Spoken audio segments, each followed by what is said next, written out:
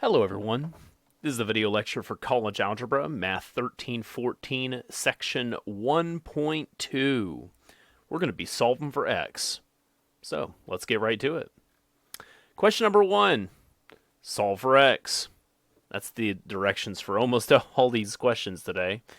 So, how are we going to do it? Well, first off, we need to simplify, and then we're going to be getting x by itself on one side, and by that time we should have solved for x. So first off, distribute the minus sign.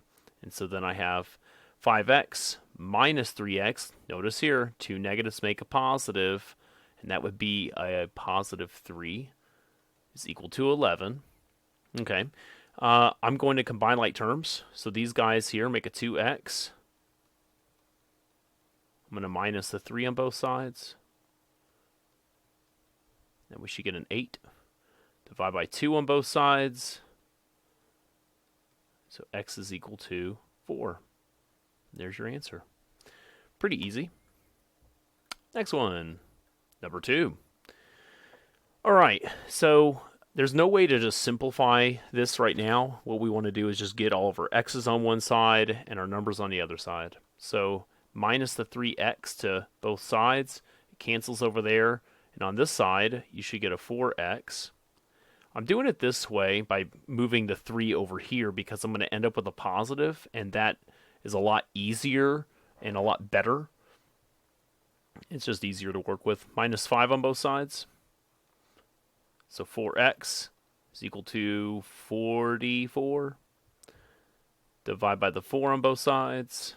And of course, we're going to get x equals 11. Okay. Sounds easy enough. Keep cruising. Ooh, getting a little bit bigger.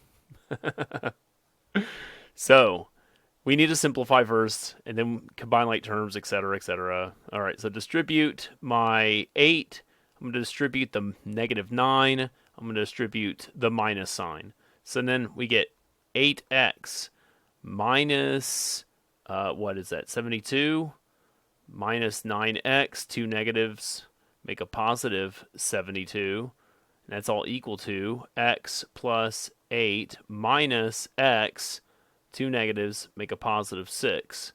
Well, you can see that these guys are going to cancel because, well, they just do. And same thing here, this is a positive x technically, and that's a negative x, and they cancel as well. That is much easier. So that's cool. I don't think we see it on every single problem, but it's nice to see here. We end up with a negative x, negative 1x if you want to do that. On this side, we have a 14. And so to get that x by itself, you can divide by negative 1, or you can multiply by negative 1, or you can just change it to a negative on the other side. It doesn't really matter. And negative 14. That's your answer. So, not too bad, not too bad. Oh, that's too bad. That's crazy. Oh my goodness. All right. So, obviously some of these problems are a little bit more difficult than others, and we definitely need to do it still, of course. So, let's get started. I mean, I guess there's not much else to talk about. We got y's instead of x's. Negative 2, distribute. Negative 4, distribute. 6, distribute. I'm picking ones that are on the most inside, I guess. So I'm working from the inside out. And so this guy's most on the inside. He's kind of already by himself, so I could do him right now. It doesn't really matter. And he's most on the inside with the complicated parentheses and stuff. So then I got negative 2y minus 8. Over here we get a negative 12y. Two negatives make a positive 24. We're going to run out of room. We're going to just kind of keep cruising down here. All right. Minus 6 square brace. Actually, whoa. Wrong side. Okay, there we go. 6y minus 6. And then minus the 10y. And then plus the 16. Yeah, sorry for the format there. That's what happens whenever you have such big problems, right? It's okay. I kind of already put it on the whole line there. Should have predicted that I would have needed the whole thing again. Let's combine like terms on the inside as best we can. These guys and there they go together. Here my y's and then my numbers can go together. So 25 minus, I'm going to use parentheses instead of square braces right now. They're synonymous. They're the same thing. But I just want to make it look easier, I suppose. Rewriting what we have on the outside there. Now set of parentheses. I would end up with a negative 4y, and then that would be a positive 10. So distribute the negative sign for both of these, actually, leaving a negative 3y and a positive 4. Again, rewrite what's on the outside. It doesn't change.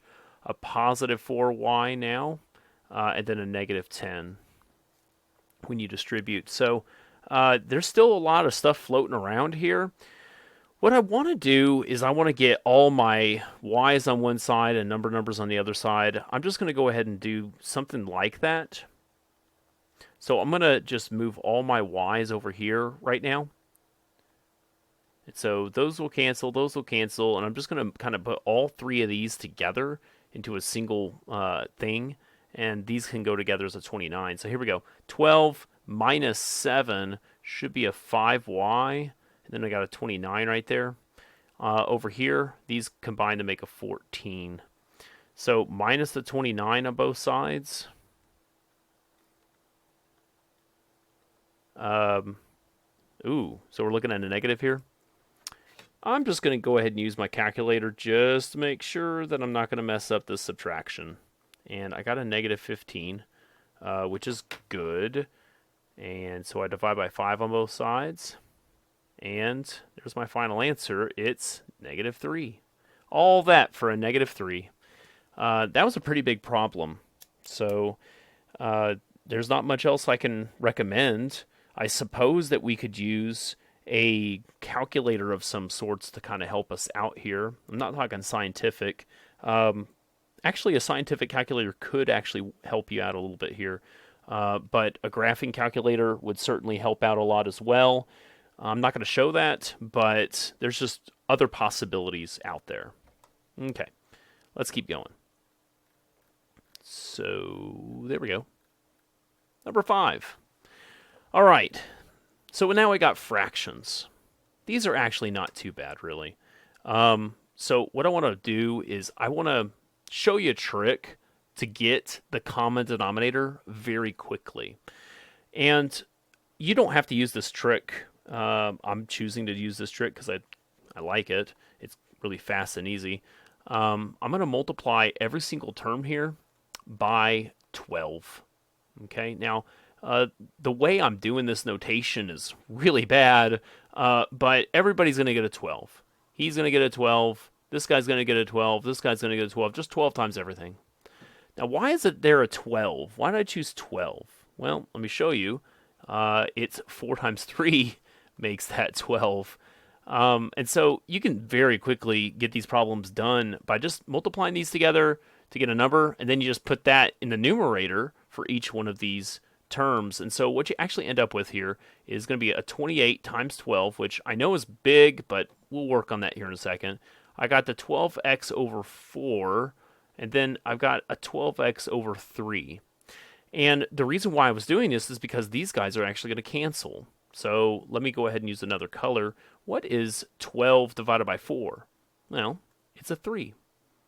And what is 12 divided by 3? It's a 4. Now I just got to figure out this guy, which is definitely calculator for me. And I got 336. 336.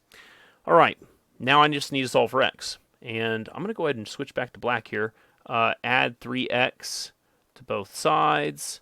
So 336 is equal to 7x. I'm going to divide by 7. Hopefully that's divisible by 7. I mean, even if you do get a fraction answers do exist. I was just hoping for not one right now. And indeed, it was a whole number, so we're good to go. That was it.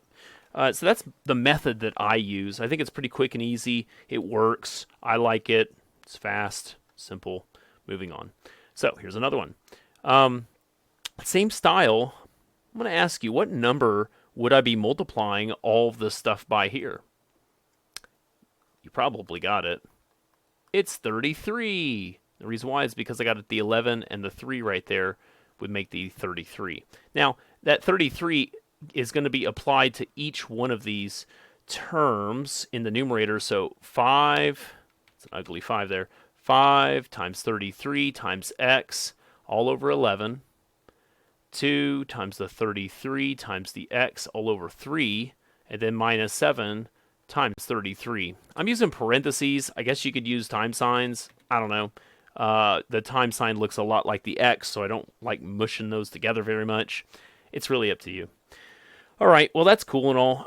Notice that right here, you could divide these guys and these guys right here to get a more simplistic number. And so right there is 3. So 5 times 3, and then times the x. I have here would be an 11. 2 times the 11 times the x. And yeah, that's another calculator for me. 7 times 33 is 231. And so what I actually have now is 15x, 22x, and 231. I want to get x's by himself, and really there's a couple ways I would do this. I'm going to go ahead and minus the 22x over here, just for speed's sake.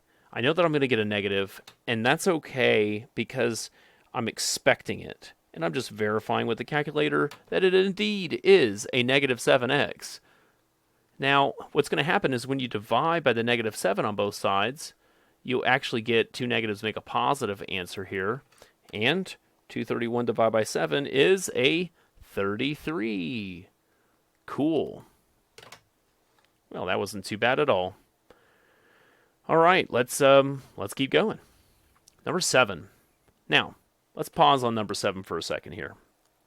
I think that I get a lot of questions about number 7, particularly because the format, the way it's expressed on the program, it doesn't really make it clear what they're wanting. But as with all of these other problems that we've been doing, we're basically just going to be solving for x. That's the goal here. So let's solve for x here, just like I do all the other times. And what I have to do is understand what they're asking is that y1 is equal to y2. It's this little blip thing right here, very small and kind of on the side. So I'm going to take these and set them equal. Like these guys right there, I set them equal to one another. And that's how I'm going to start solving this problem. So really, it's really not a hard problem at all. It just looks kind of weird. That's all. It looks weird. The math is very simple. Distribute. So we get 12x. Don't like that 12. Hold on. 12x minus 24 minus the... And that would equal 8x minus the 40. And then plus 30. I'm going to combine what like terms I can right here. Should make a 38. And right here should make a negative 10. So I'm going to minus, don't look at that next problem. I'm going to minus the 8x on both sides. And I'm going to add the 38 to both sides. So here I got a 4x. And there I've got a, 28. Divide by 4 on both sides. And you got x is equal to 7. And that was it. Okay. So... again, not hard. It's just a format thing. When they say, they equal one another, just set them equal to one another. It's really, really not that bad. Okay. So, this one. What is going on? Yeah, there's a whole lot going on here. It's a pretty big problem. That's why I wanted to talk about it, of course.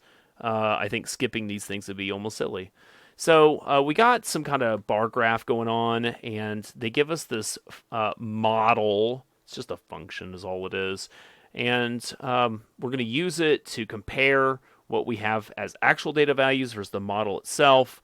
And so they're saying in 2010, does this model resemble what we're going to get here? So 2010 is going to be this number here. I'm expecting to plug in the 2010 stuff, and I would get 47 out of this. The problem is that it says that X is years after 1980. And so we're starting, I'm going to have to just write down here, we'll get back to part B later. I'm starting in 2000. I'm sorry, I'm starting in 1980, and I'm going to 2010. So I'm going to ask, what's my x equal to? How much time? How many years has passed? And it says 30. It's 30 years. So x equals 30. And what I'm going to do is plug that into x right there and get a percentage. So 4 times the 30, divide by the 5, and then plus 25. This is just a number. I'm not really solving here. So, like a little bit of math, I guess you could say the 120 over 5 plus 25. 120 divided by 5 is 24, plus 25 is 49. And so we got a 49% out of that model. Now, that's not what they're asking for. It's asking if it's overestimating or underestimating. So ours, for sure, this is the actual value up here, is the 47. My model gave me, it's like approximation, I guess you can kind of say. The approximation, the model, gave me a 49%. So, okay, hold on. I have a 49, but the actual is a 47. And notice I'm subtracting them. The difference is going to be a 2% difference. I'm not going to box it yet. Hold on. Yeah, difference. But now I'm going to ask, was it over or was it under? And my model was over. Okay? Does the model, what happens when the model's over?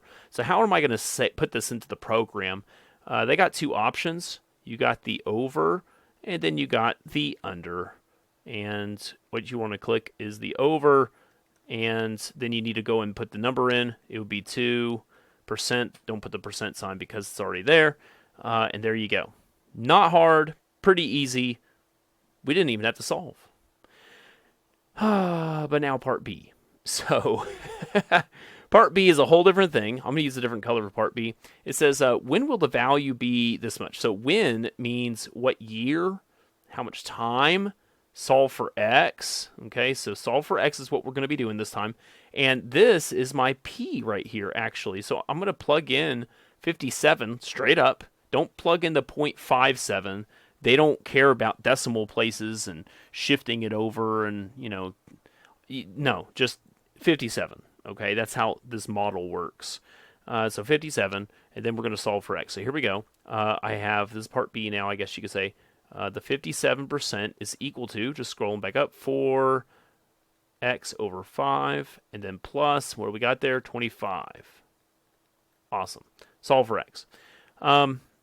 So I'm going to minus the 25 first on both sides, and that would yield a 30-something. Let's just verify calculator. Yep, 32. Just verifying. It's always okay to double check yourself with the calculator because you don't want to get this wrong. Multiply by 5 onto the other side. So 32 times 5 is 160. So I got 4x is equal to 160. Notice that I switched my sides, kinda. It's up to you. It's, apples and apples kind of thing. Divide by the 4, and x is equal to 160 over 4 is 40. All right. 40. Boom. Put it into the program. They don't want that. What?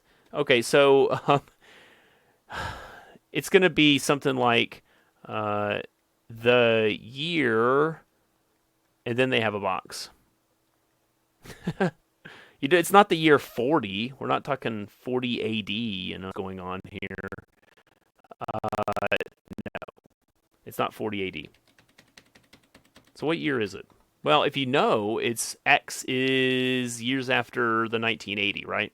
So I'm starting in 1980. It's 1980. I'm going to add the 40. And you get 2020. And that's what they want in the program. There you go. And that's all we have for section 1.2. So, thank you very much, and have a great day.